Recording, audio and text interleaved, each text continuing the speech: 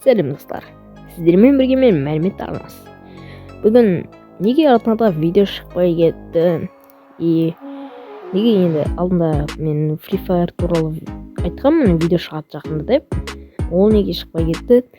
Бәрін бүгін бұл видеода айтатын боламын. Бұл видеоның тақырыбы да бұл видеоға өте қатты маңызды және қатысты. Ал енді видео басталмай жатып арнаға тіркеліңдер, видеоға лайк басыңдар, комментті жазыңдар. Ұмытпаңдар, давай. Ал енді бастаймыз.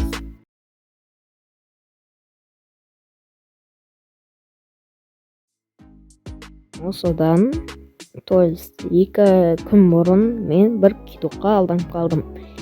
Оның себебі сіздер TikTokта настройка сататын Риобекті танисыздар ғой, соның телеграмына кірдім.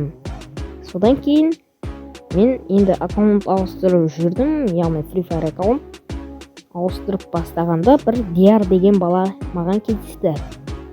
Басында негізі жақсы араластық және Free Fire аккаунтты ауыстыруға жөн көрдік. Ауыстырамыз, анау маған гмайл жібереді, мен оған гмайл, анау маған пароль, мен оған пароль. Сөйтсек, ол бала менің гмайлымды алып, бүйтеді ғой. Менің бір приложениемен қазір экрандыға шығарам. Сол приложениемен менің сотымды сбросить етуге айтады. Ол айтады, аккаунт ауыстырамыз дейді. Аккаунт бересің дейді маған тегін. Мен оны бермеймін дейді. Одан кейін ол сброс жасаймын, нандай деп отқанда мен не істермін? Әрине, мен аккаунтым алып қойса, басқа аккаунттарды талап етеді. Сүйен деп тұр да ол. Менің оның ішінде YouTube аккаунтым бар. Сол маған еске түсіп, мен оған айттым. Бауырым, ондай зат қажет емес, менің ода YouTube арнам бар деп айттым. Ол сөз түсінбей менің телефонымды сброс етті. Содан кейін, телефоным өшіп қалады. Қош келдіңіз деп. Адам телефонды жаңадан алғанда тіркейді ғой. Сондай болып, сол бірінші басында қалпына келеді. Мен сосын ана жерде шок болам.